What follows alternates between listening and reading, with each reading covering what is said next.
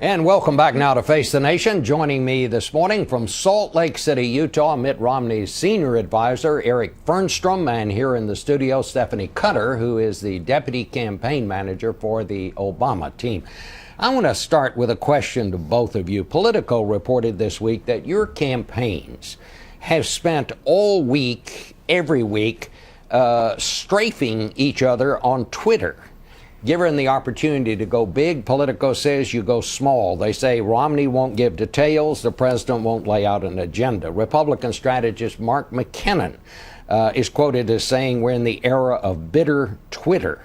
I guess I would ask you both, and Eric, I'll start with you. Don't you think a presidential campaign should be on a higher level than that?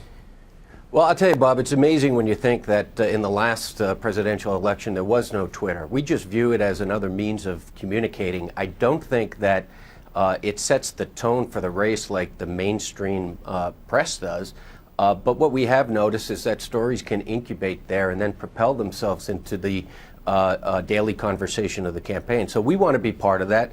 We want to shape the conversation to the extent that we can. I believe the Obama campaign feels the same way, but it's simply another way of communicating with voters. Well, Stephanie, do you think it's a little silly?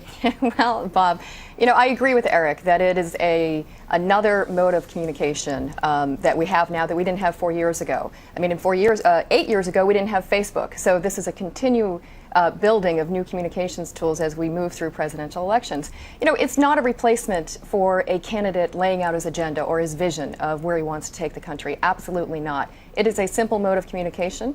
The big users of it, in addition to the campaigns, are actually the media. That's where I see where the news is breaking and where trends are going.